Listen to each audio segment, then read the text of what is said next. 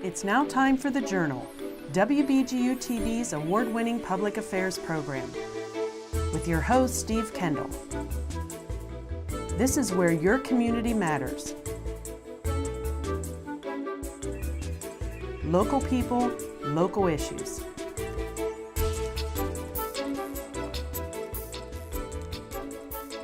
Hello and welcome to The Journal. I'm Steve Kendall. In 1816, not long after Ohio became a state, the Ohio General Assembly authorized county commissioners to construct poorhouses to care for those unable to provide for themselves the basic necessities, things like food, clothing, and shelter. The Wood County Historical Center and Museum is putting on For Comfort and Convenience public charity in Ohio by way of the Poor Farm. That's their current exhibit. And we're joined by a couple of representatives, Director Kelli Kling, also the curator, Holly Hartlerode, and Jeff Hall, a senior lecturer in visual communications technology from Bowling Green State University. I want to thank you all for being here. Thank you.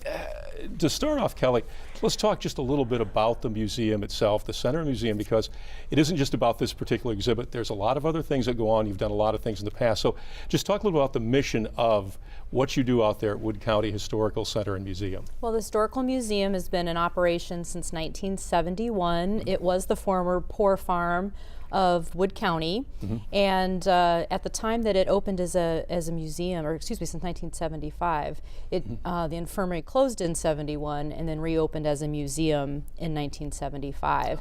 At that time, the Wood County Historical Society was looking for a place to really grow and thrive. They had been in operation for about 20 years, and the commissioners here in Wood County were very generous to strike up this partnership where they provide the building and the site, and the Historical Society operates within. It's come a long way since the mid-'70s. So it started as merely a place for collections, for preserving Wood County history. And since then it's grown. The county has hired 4 employees to help run. The society itself has hired employees to help it run. And we have a variety of exhibits, as we'll certainly talk about later. And in addition to that, several different events throughout the year, educational programs that are taken out through the community, and we're certainly open for museum tours as well. So it's a pretty busy place. Yeah, and fortunate too, because in a lot of cases those buildings weren't preserved in counties. They were demolished or converted into something else. But you have, the original buildings in some cases out there, which is very fortunate. And we found through this process that we are one of 2 counties in Ohio that still operate from a former poor farm to a current museum. So it's a really nice, it's neat to see the support of the community, that we have a lot of folks in our community that believe in what we do, not only believe in the mission of preserving history, but educating and empowering the people of today to look at things differently and to continue to grow our community. Sure. Yeah, because if you look at the history of Wood County, a lot of people who maybe aren't familiar with the founding of the county and the things that went on and how it developed and that sort of thing, and this is a great way to keep them in the loop on that. As the curator, talk about your role out there and how you've been involved and what that means in terms of exhibits and activities out there. Well, this exhibit is in honor of the 150th anniversary of course, this building opening as the Poor Farm in 1869. And in 2013, we had an exhibit, a traveling exhibit from New York. Photographer Christopher Payne traveled the United States and photographed closed mental asylums. And this is when I first met Jeff Hall. And we had a conversation about wouldn't it be a cool idea to photograph all the poorhouses in the state of Ohio. And so in 2016, I approached Jeff again and said, "Do you think that you'd want to do this?" And he laughed and said, "Okay, I think I would." So I had an intern start calling all around the state to try to identify the former locations, because the poorhouses started out as just farms, and then as things grew, they were torn down and made into institutional brick structures. Some have burned down, some were torn down and remodeled, and so some are gone completely, some are repurposed as county homes still, and as Kelli said, Lake County still operates as a museum, and so it really was a treasure hunt to try to find all these former buildings.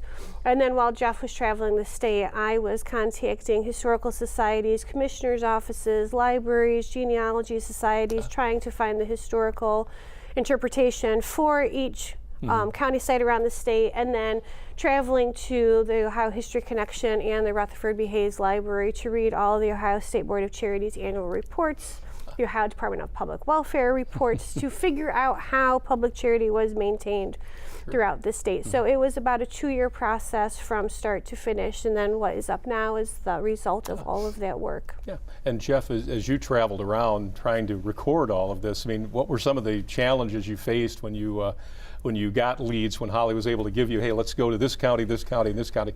What were some of the things you ran into? Addresses that maybe no longer existed. Okay. You know, the buildings had been torn down and stuff, and you might have an address and nothing there. There's nothing there. Maybe a soybean field or community college or various things, branch campuses, strip malls or whatever. Yeah. The highlights were when there was a building there and stuff that you could go and now, in those places where there wasn't something existing, were there other like museums or other places you could go to at least get some information about that particular county, or of images or something you could document some way? Yeah, well, it was we tried to document the buildings, the location, because I'd always photograph the location, no matter if there was a building there or not. What's there now? Right. You know, years later, and or we looked for the cemeteries that were associated with them. That's right. Yeah. And a lot of times, in most situations, you know, we either found the location, obviously, and what was there, or we found the I found the cemetery, and we're able to get some photographs. Sometimes I had to stop at places to get, you know, a closer location of where it was at. And sheriff's departments were always good. Right. And a lot of times, what came up in those locations, because it was county-owned property, would be the dog warden. Talked to a lot of dog wardens, saw a lot of dogs. Dog wardens, sheriff's departments, and stuff like that. The county would, you know, use the property that they own for new things now. Yeah. Were there any places where you just couldn't get any on the location or close to it or anything? Things have just changed so much, or the property's been sold, et cetera, it's no longer public property?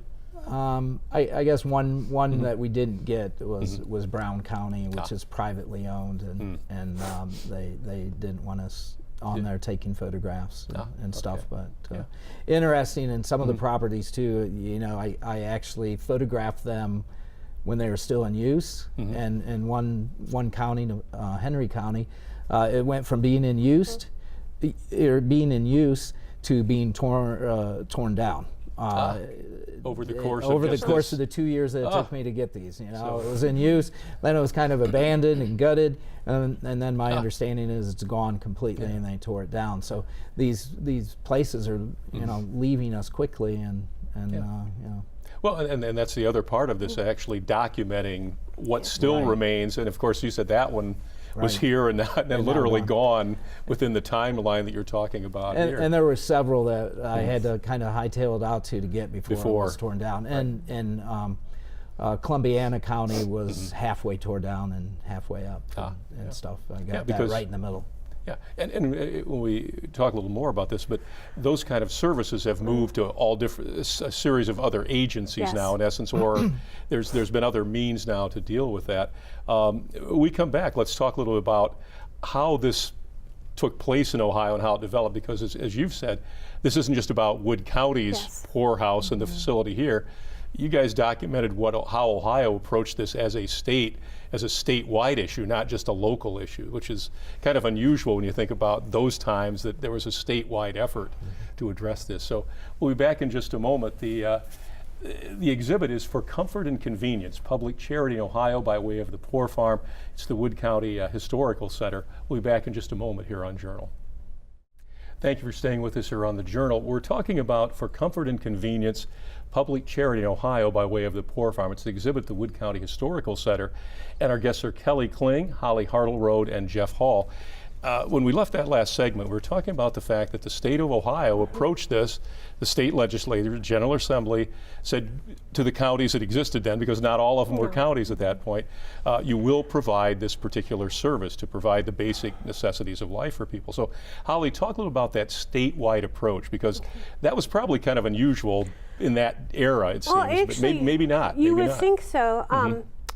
the founding of the United States really borrowed a lot of public charity relief from England and the idea of the British almshouse. And as migration across the United States happened, it was implemented, and the state of Ohio is a great example. So we are not unusual. Other states did have poorhouses. And in fact, one of our tea speakers this upcoming year is to talk about the Indiana poorhouse system. And they have about 48 of their poorhouses still standing. And so I was able to get in contact with him, and he has graciously offered to come out and talk to us about their system. But Ohio, of course, it took 48 years for all of the counties to be established, and this is really focused on what is known as indoor relief. And so there's outdoor relief, which is a whole other exhibit. But the modern day equivalent would be like food stamps and Medicare and Medicaid, and that was outdoor relief. Indoor relief. There was, as the state of Ohio's population grew, people with developmental disabilities, perhaps mental health disabilities, or what they would have been diagnosed for that time period. The elderly, people with infirmities, they could not take care of themselves. There was no such thing as workman's comp. There was no Social Security. There was nothing to help maintain if you could not maintain your farm. There was no in-home health services, those sort exactly. of things. So none of that existed. And counties were tasked with, let's purchase a large farm. You have people come out, work the farm, learn some skills, get back on their feet, get back into society. However, what they found was the majority of the people living in these buildings were the elderly, people with disabilities. So the state creates this board called the Ohio State Board of Charities in 1867. And at the time, Rutherford B. Hayes was governor of Ohio, and he was very interested in prison reform. But as a whole, the state of Ohio maintained jails, infirmaries, orphanages, and then specialized institutions for people with special disabilities, like mental hospitals. And they would send out secretaries to investigate each county to make sure that they were taking care of people correctly. And what ends up happening is a lot of the elderly, people with developmental disabilities, children, and people with mental health problems were living in infirmaries, and there was a recognition that the people in charge, the superintendents and matron, the people who lived on site, could not maintain all of these different types of problems, and that they needed to be, these people needed to be sent to the right institution, so that these would eventually be places just for the elderly, which is really the predecessor to the modern day nursing home. And so it took between 1867 until about 1920, when they changed their name to the Ohio Department of Public Welfare, that they realized, you know, we really need more specialized care for people who cannot take care of themselves. And so what was so important is just showing that history, but then with Jeff showing what is there today and how each county may have reinvented how they take care of the poor in each county. So it all had to come from somewhere, and there had to be a little bit of trial and error on how you take care of people. But I think it's a really good way to see that the state genuinely did care about its people. Now, typically, how long would people, I mean, I'm sure it varied, were some people there basically for the rest of their lives, or did people, I mean, what was sort of the turnover at a place like that? Did people come and go mostly, or were they long-term residents in Well, essence? initially, when the idea of the Ohio State Board of Charities started, and depending on when the poorhouse began in each county, you could live there a day, you could live there the duration of your life. If you were an able-bodied person, their goal was to get you in, get you out. As time moves on, the elderly end up staying there. Like I said, a day they could stay there. In Wood County records, we have people who live there 50 years. So, and these really were, the state really wanted these places to feel like home, so they wrote information about there should be plants, there should be pictures, it should be comfortable for the people that live there. It shouldn't just look like an institution. It should not look like an institution. It should look like a home. It should look like a home. It should be comfortable for the people who live there and convenient for the people maintaining the site, and that's where, of course, the title comes from. But there was a genuine interest in doing good by the Christian values of the 19th and 20th century. Yeah. Now, when you've talked about people get there, and we talk about the fact that it says, by way of the poor farm. Were there people there who simply got into debt and couldn't get out, that sort of thing? I mean, we talked about the fact that some people had disabilities, mental situations, that kind of thing, but there were people who simply had got down and out on their luck. Yes, absolutely. The phrase of the day, kind of, Anything that you even can think of in modern times, everybody falls on hard times. Some of the circumstances would be women in the 19th century or the mid 1800s, they could not go out and find jobs, and if they had 6, 7, 8 kids and their husband left or their husband died and they did not have a family member to take care of them, then they would have had to go to the poorhouse, at least for a little while, until they could figure out what their next step in life was. Or a man's working on the railroad or in the oil fields in Wood County and he loses a limb. It's like, again, there's no workman's comp, and so he would have to go to the poorhouse in order to get back on his feet. Or maybe he is an immigrant. We have a lot of immigrants from Eastern Europe that are documented to have lived at the Wood County home. They did not have family, and so if something were to have happened to them, this was their home. One location.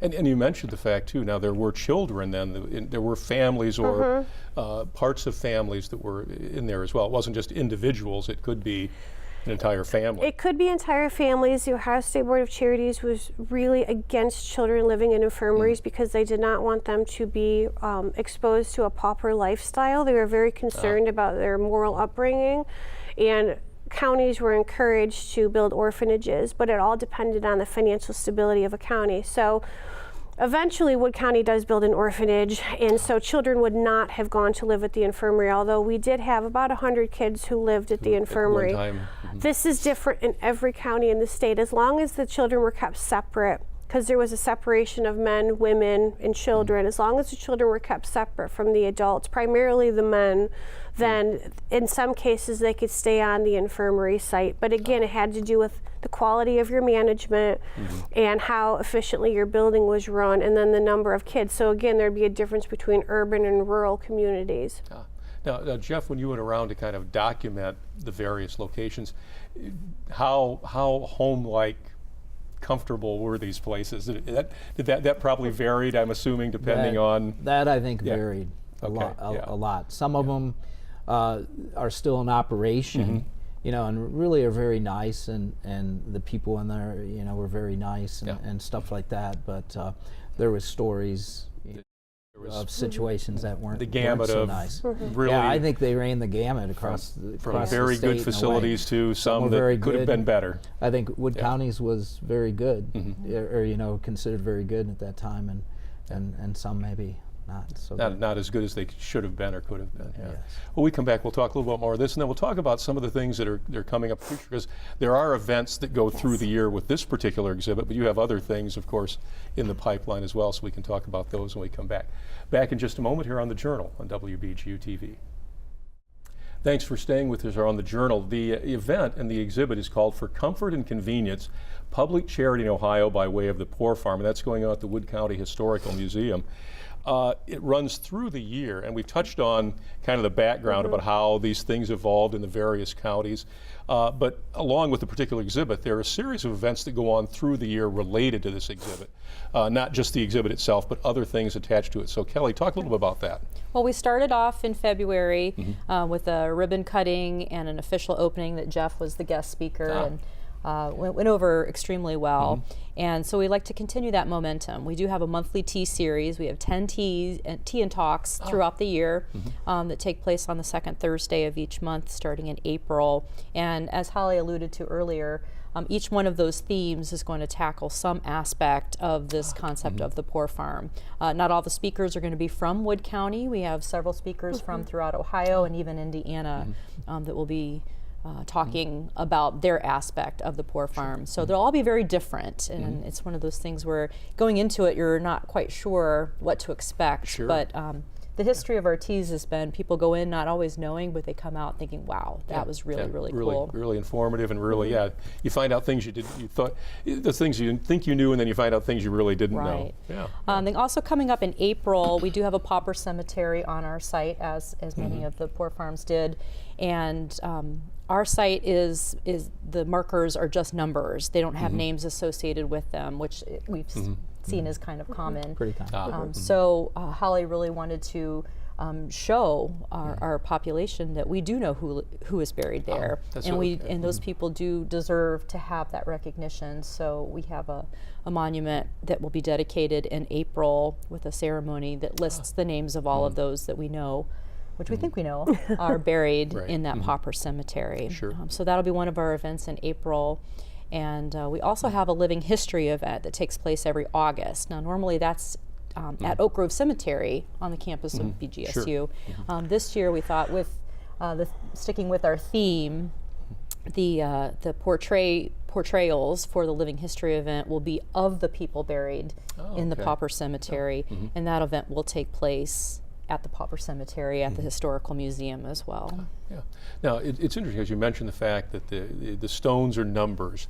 I mean, record keeping at this location and other locations, probably mixed results on that as well. Yeah, I mean, I saw cemeteries where it was just indentations, kind of where the Things coffins had used to probably wooden boxes had collapsed in and stuff like that, and places where they found out where the cemetery was at because the groundhogs dug up human bones. There was and people found the bones when they were mowing and then turned them over and they were human, and then they determined that must be where the cemetery was.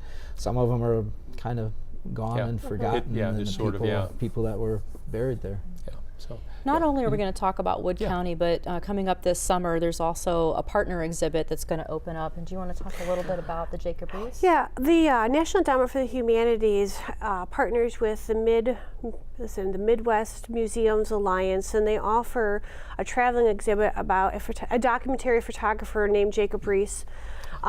He photographed New York City in the 1890s, which is also known as the Gilded Age, when the Vanderbilts and the Rockefellers and the Carnegies had amassed this huge amount of wealth, yet there were also huge amounts of poverty in these urban areas. And he photographed that, and between June 16th and August 11th of this year, we will have that exhibit as kind of a companion piece to what we were doing in Ohio and locally, so that people can see that this was a national level occurrence. It wasn't just a small rural, yes, small state issue. It was, yes, it was a national situation. Well, there was this. There was an organization called the National Conference of Charities and Corrections, and this is what it would deal with. It dealt with poverty and what we now know as social welfare issues, and it started in the late 19th century, and this really was an equal opportunity. Both men and women participated and were in charge of all sorts of humanitarian efforts in order to alleviate poverty,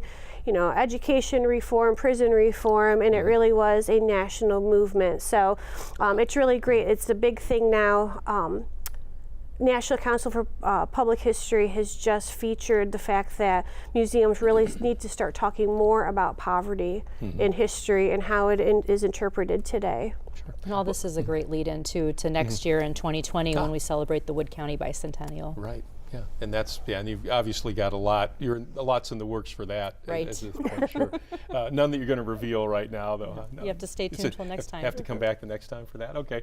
Now it's interesting you mentioned the fact, though, that this is a small part of a much larger American approach to those kind of issues. This wasn't just something that Ohio did or Indiana did. There was a national approach to this, and I think that's the historic piece of this that maybe we sometimes don't think about. That this was part of an age, and you said the Carnegies, the Rockefellers, those folks looking at their philanthropy and trying to figure out how to make things better for everybody involved. So it's a snapshot of history in a way too. Yes, that's why it's so great that Jeff was able to travel this state, because now he has made his mark up there with the Jacob Riis and the Lewis Hines of documentary photography that featured the poor. So we're looking at the structures of relief and what is left and what those stories, changing landscapes across the state of Ohio, can tell us. Because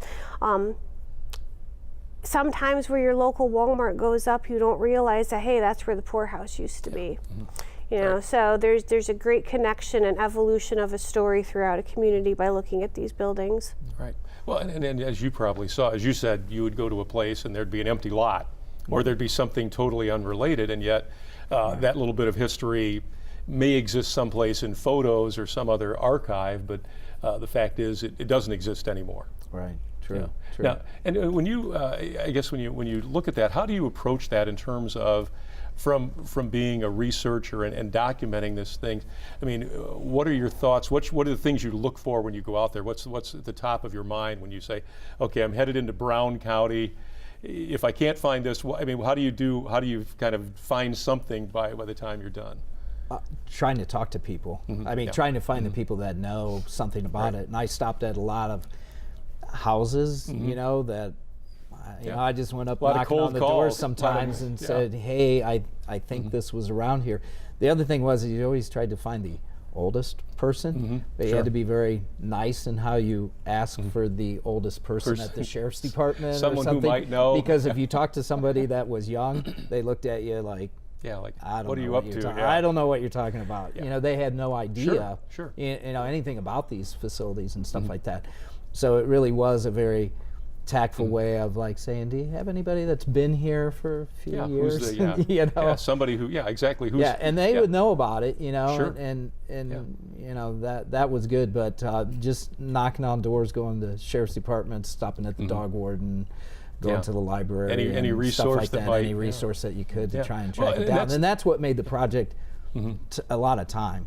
You know, it wasn't you know, I just go into you know, Putnam County and drive up here and take some pictures, and then I'm on to this county and that county and stuff like that. Some counties took. My wife would always try and get me hotel reservations somewhere, and she goes, so where do you want? I go, I don't know, because I don't know where I'm going to be. I don't know how long it's going to take. I may be there half a day. I might be there 2 days before I can find something. Kind of, yeah. Well, and that's and 88 counties is a lot of counties. I mean, that turned out to be a lot of counties. That's a road trip. At the beginning, it was like 88 counties. That's not too bad. Sure. And then it's like, well, I've got 30, you know, 5 more to go, and then I've got 27 more to go. And somewhere out there's the last one. Somewhere out there's the last one. Yeah, the logistics alone were pretty complicated. So the event runs through the year. For those people who may not know, give us your location and how they can find out more information. Well, the museum is so easy to access. It's right at almost the intersection of I-75 and Route 6. We're just one exit south of BGSU. It's exit 179. And County Home Road is just right there next to that interchange. Staying true to some of these other counties that Jeff went to, you know, the names of the roads usually are Infirmary Road or County Home Road. So it's easy to find that way. It's nice to be so close to the interstate because we were able to take in lots of bus tours and visitors as well. The museum underwent a renovation a few years back for accessibility with an elevator and other amenities. So we are completely handicap accessible. And that's also helped to bring in a lot of different tour groups that want to come in and see these exhibits. There's no limitations. Yeah, great. Well, like Kelli Kling, Holly Hartlerode, thank you so much. Jeff Hall. The exhibit is for Comfort and Convenience Public Charity in Ohio by way of the Poor Farm, and it's going on through the rest of this year, basically, at the Wood County Historical Center. So you can check that out. And again, thank you so much for coming on. When you have your plans for 2020 around, let us know. We'll talk about those. You got a lot of secrets there, obviously. I'm going to let it go. Well, thanks again for being here. You can check us out at WBGU.org. And of course, we'll see you again next week here on WBGU-TV. See you again next time.